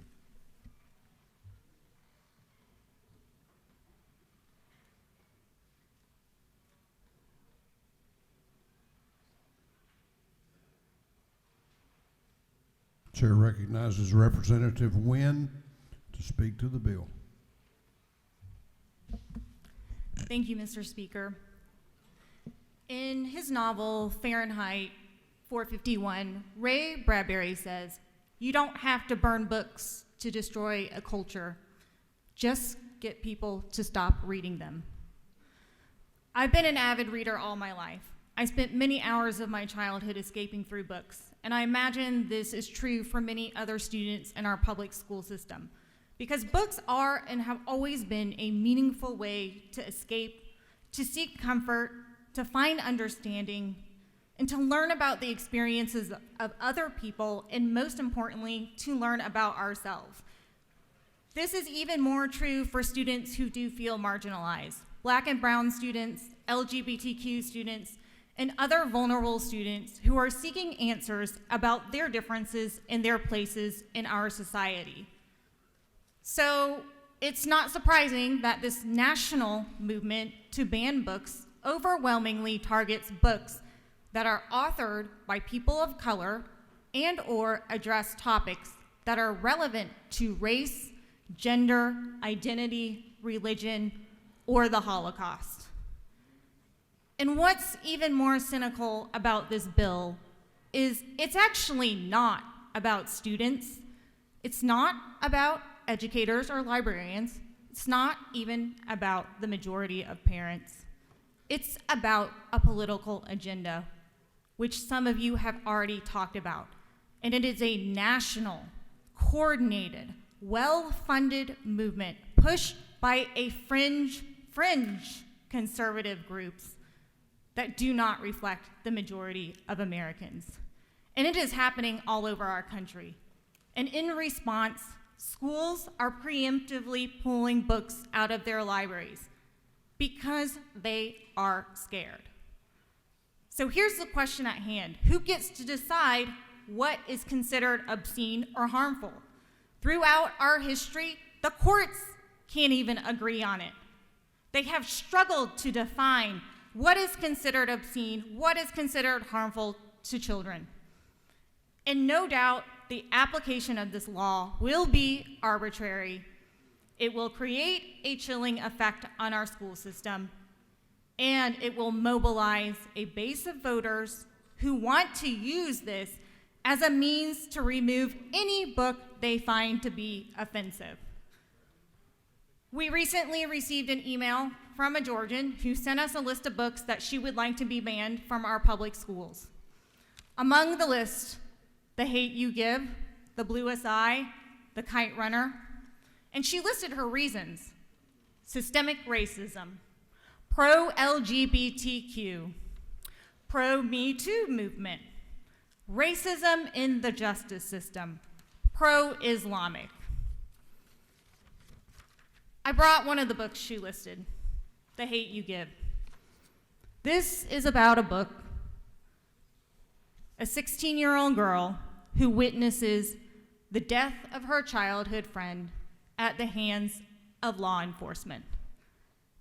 I don't think I need to tell any of you in this chamber why this book is relevant to a Georgia student. But I question, why do the people behind this movement believe this book is harmful to minors? And I think the answer can be found on page 443. The author says, "It would be easy to quit if this was just about me, Khalil, that night, and that cop. It's about way more than that, though. It's about Seven, Sakani, Kenya, Devante." Then she goes on, "It's also about Oscar, Ayana, Trayvon, Rakia, Michael, Eric, Tamir, Azel, Sandra, Freddie, Elton, Philando. And it is even about that little boy in 1955 who nobody recognized at first, Emmett." And the messed up part, there are so many more. Yet I think it will change one day. How? I don't know. When? I definitely don't know. Why? Because there will always be someone ready to fight, and maybe it's my turn. Others are fighting too, even in the garden, where sometimes it feels like there's not a lot worth fighting for. People are realizing and shouting and marching and demanding. They're not forgetting. And I think that's the most important part. Khalil, I'll never forget. I'll never give up. I'll never be quiet. I promise. And this bill is exactly about that. Asking us to be quiet. Finding a way to silence the voices that so desperately need to be heard. And it is a bill that is being pushed by a small minority, because book bans, they're very unpopular. Over 80% of Americans oppose book bans. And there's a reason why they're unpopular.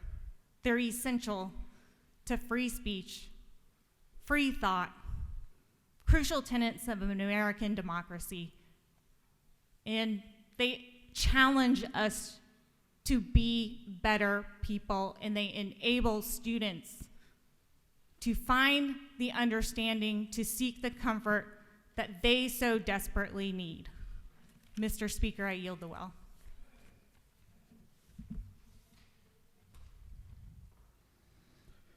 We have other members that wish to be heard on the bill. Clock starts back over. The chair recognizes Representative Saines to speak to the bill. Thank you, Mr. Speaker. To me, a good bill is one where you hear more about what a bill isn't than what a bill is. A few moments ago, we were put on the House chamber screens what the procedure that currently is in place for Georgia parents to take up issues with their school systems, a procedure that had to be put on display for us because no member of this institution realized what it was. So if we don't know what the procedure currently is, why do we expect the parents of our youth to? That is not a solution looking for a problem. What this bill defines harm to minors is lacking in serious literary, artistic, political, or scientific value to minors. The books that were displayed here today, unless you think otherwise, wouldn't meet that definition. I would come to you and say maybe we should clear the books of the filth that may be in that library, and a youth might be more liable to pick up Fahrenheit 451. My dear friends, I've been honored to serve as a deputy sheriff where I taught CHAMPS instruction to 5th and middle school students. In that situation, we talked about many delicate conversations that applied to peer pressure, drug use, and the harms that come along with it. Nothing in this bill, not one piece of it, would prevent those serious conversations from taking place. What it does do is give the parents of Georgia a consistent standard. I'm honored to have Naval Submarine Kings Bay in my district, where we define in our school system a churn rate. A churn rate's where how many students were in at the beginning of the year and how many students were in at the end of the year. The difference of that is how many have come in and come out. Those individuals who face going from school to school and already a multitude of hardships shouldn't have to wonder what the process is to be involved in their parents' education, their students' education. So I'll leave you with this. Where have some members of this chamber's confidence gone? Because the confidence isn't in the parents of our Georgia youth. The confidence isn't in the students that consume and go to our public schools. Because I have confidence in this process that instills and empowers our parents to ensure that their kids are leading a high-quality education in a safe environment. Thank you, Mr. Speaker. I yield the well. Chair recognizes Chairman Setzler to speak to the bill.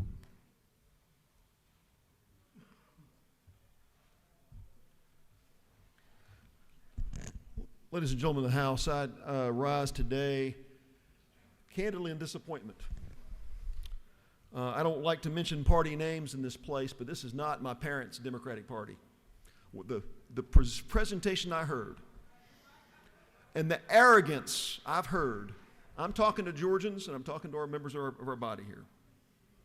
The premise that's been laid out, I want to explore the words of our speakers that came before us. I want to unpack what they said. They stand before Georgians opposing the proposition that what this bill does is right. What this bill does, in plain terms, it allows parents of school kids, if they don't like material that their kids are being shown or being offered, to go to the principal and complain about it. It gives them that right. The second thing it does, if they don't like the principal's decision, it allows them to make an appeal to the Board of Education. And if they don't like that decision, doesn't matter. The Board of Education decides. There's no overriding. There's no burning of books by anybody. And what it simply says is those things that have been complained about by parents are disclosed in title.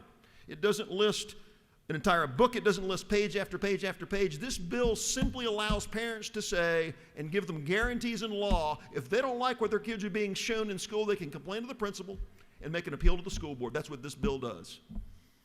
So if there are 10,000 moms watching or dads watching in Georgia, I want you to understand what's been proposed by this. This is not the party of my parents that's opposing this bill. Friends, what was said before us, I think, should insult Georgians. The words said by one of our members, and we don't mention members' names here, the first speaker on this bill said it allows individual parents, or the effort was, this effort behind this bill they falsely proclaimed, was to allow individual parents to override the powers of the school board. That's false. All it simply says, all this bill does is give the rights of parents to be heard. Should parents not be heard? Should the arrogance that I heard during the debate of this bill over the last couple of years, the arrogance that parents shouldn't even be able to complain about this or even know the titles that are being shown in their kids' school. Do we as a General Assembly believe that the titles that are in kids' schools that have been complained about and raised as questions shouldn't be shown and exposed to the public? Opposition to this bill suggests that the public shouldn't know the titles that have been complained about on content in their school systems. Parents absolutely have a right to know what those titles are, and parents absolutely have a right, as this guarantees, to be shown in the school library or in a means defined by the school board to look at the material their kids are being shown. I was part of this debate. And as I look at the Georgians who weren't part of this debate, I want you to understand that people came to me and said, parents don't need to see this. Everyone in the public doesn't need to see what's being shown to our kids. What agenda is in place that leads to the members that spoke before us today that says all this content shouldn't be available to the public? All this content shouldn't be available for parents to see because they might complain about it. Parents have an absolute right to see what their kids are being taught. If we as government leaders are providing content funded by our tax dollars and put in front of first graders, sixth graders, 12th graders, and mom and dad can't see it, who can see it? What kind of oversight do we have? If mom can't see it, who can? Why do we oppose the proposition, the simple proposition, the balanced, moderate proposition in this bill that if parents don't like the content that the kids are being shown, they ought to be able to complain to the principal about it? And that there's an appeal to the school board. That's what's in this bill, nothing more, nothing less. All this nonsense, I'm disappointed in this chamber, the nonsense that's just referring to this as some kind of caveman agenda that they want to block. And again, the words were said, the cave people need to be blocked. They're demanding that their views should be recognized over others. That's false. This simply provides a process where their views can be heard. That's it. The speakers opposed to this bill said earlier on they were cherry-picking isolated circumstances, that there's this disease that's somehow festering that we're allowing to fester. And they're enabling this spirit that's corrosive to the public trust. Friends, what's corrosive to this republic is the idea that the elites, whoever they are, whomever they're employed by, can determine what 1.6 million school kids can see and be shown without their parents knowing about it, or without the public having any access to it. That's what opposition to this bill proposes. It is breathtaking. And if you're an in-between voter out there that's just a member of the public that doesn't really affiliate with one party or the other, I want you to hear the clear distinction today. Not in my words, but in the words of those who opposed this simple bill that simply gives transparency to parents. There's this, words were said by one of our previous speakers that members of the public believe they have some God-given right to, quote, disrupt public institutions. The God-given right here, folks, is the right for parents to direct and have some input in the education and the upbringing of their kids.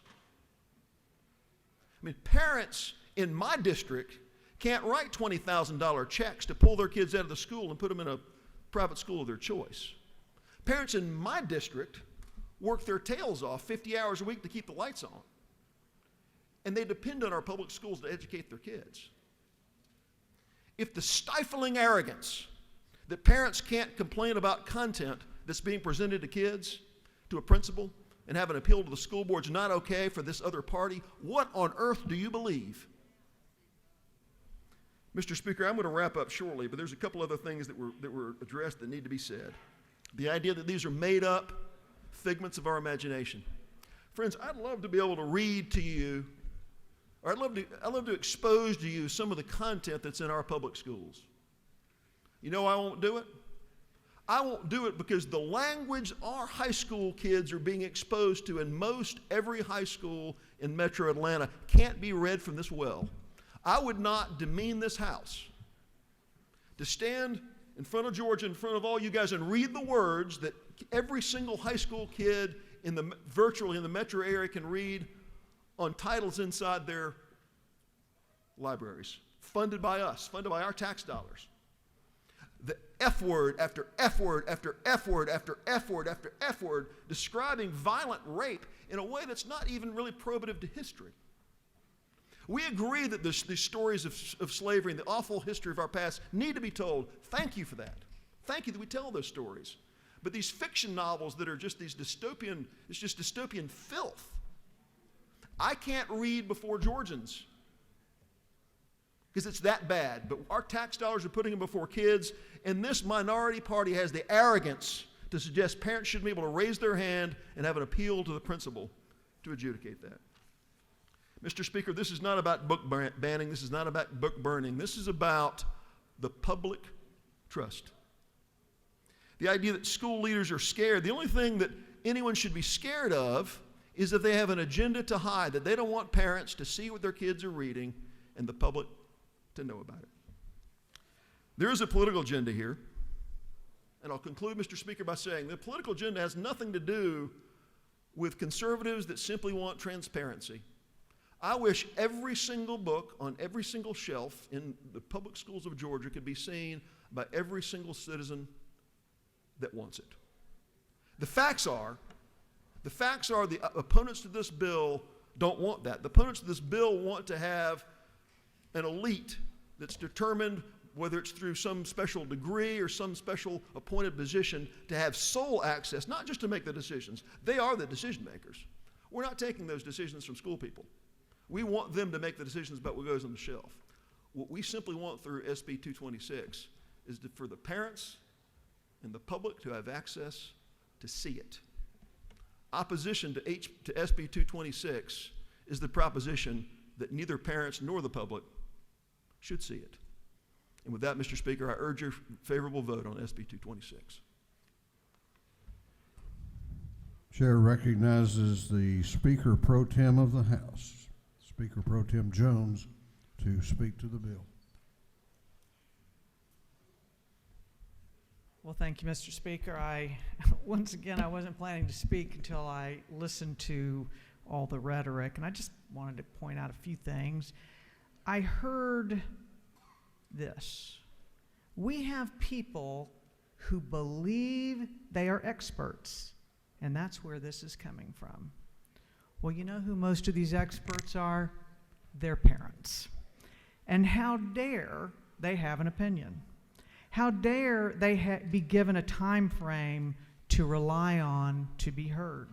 How dare they receive a reply when they object to materials? How dare their elected officials have to make a decision on something that affects their children? I guess that makes them experts. What matters is what's in administrators' hearts and teachers' hearts, not parents' hearts who want to disrupt our public institutions. I heard that. Parents' hearts. I don't know that I've heard a more pointed and offensive slap at parents in my 20 years of sitting in this chamber. Public institutions exist for the benefit of the people they serve. I call them customers. Institutions don't exist for the benefit of themselves or, frankly, their employees. The employees exist to serve the customers, and that's our constituents. To be frank, I might personally lightly edit the process timeline in the bill, and that might occur during this legislative process. But what I appreciate in the bill is that it provides a definitive process with a beginning and a required decision by the people that these parents elect. I heard this. This bill scares me and saddens me because administrators will feel pressure from those who don't have their best interests at heart. The legislation leaves decision-making at the local level. Let me just say that again. The parents actually aren't given the final decision-making in this bill. They're really just given a process, transparency, and someone has to make a decision, those who are elected or including the administrators. Wow, that's really not something that should scare anyone, because they have that decision-making ability now, and we're not giving it to those experts that scare us, parents. It doesn't remove any particular material from the shelves, including the book Beloved. Local boards of education reflecting their local communities will make those final decisions on materials. I expect that the City of Decatur school system, those elected officials, will make different decisions, and do now, than, say, Brantley County School Board. And they'll continue to. And don't we think that locally elected officials should reflect, their decisions should reflect the local communities that they represent, not what you want, but what the people who elect them want. Let's see, what did I hear? It's not about students, but about a political agenda. You know, I've learned that's what you say when you can't debate the merits of the words on the paper in the bill, but rather you want to scare your own voters into voting. The legislation, once again, just lays out a process when a parent wants materials reconsidered as to whether they are age appropriate. And again, it'll be different decisions in the city of Atlanta than it might be in West Georgia. And it should be. And if you don't like it, there's the local public library, and there's your own books at home. It requires transparency. Why are you or anyone afraid of transparency? Oh my gosh, they might have to post a link to a material that parents object to because the locally elected officials decided, you know, we heard you, but we don't agree with you, we're going to leave it. Is it maybe because you might be ashamed of, you think they might be ashamed of their decision? I mean, if you're proud of your decision and you think it ought to be in the schools, post it. I wouldn't have a problem with all the materials that are provided in a library being put on the website. I mean, it's their children, not yours. I heard the phrases book bans, book burning, incendiary phrases that are designed to obfuscate from the real intent and effect of the legislation. And here's what it is. Parents' views matter. Parents should and must have a role in their children's education. I hear from the other party frequently that, you know, we need to give a day off for parents so they can volunteer in their schools. You know what? Parents really don't want to just help out with cookie sales. They really don't. They don't want to only sell wrapping paper. They actually want to have a voice in their own children's education. Please don't try to channel them into what you think are socially acceptable roles. They want to have a meaningful role in their own children's education. And I honor that that will be reflected differently in different areas of the state. This bill is not anti-LGBTQ. It's not anti-women. It's not anti-Holocaust. I mean, that's kind of clever to say that. It might be in the headlines in the AJC, but that has nothing to do with the bill. Additionally, local elected control should be respected, and it's embedded in the legislation. Read the bill. It absolutely leaves the final decision-making with the local school board. In closing, the legislation gives parents a voice, meaningful input, and a process for their objections to materials to be followed. And in the end, school boards make the final decision and parents receive transparency. I encourage you to vote for the bill. I think it's a good and meaningful step towards giving parents a more meaningful role in their children's education. And with that, Mr. Speaker, I yield the well.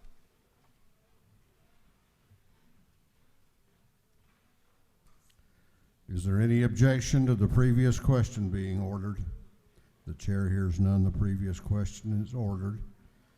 We're now on to the minority report and the chairman's time, and by rule, that is 20 minutes each to be allocated as the members see fit. Chair recognizes the minority caucus whip, Representative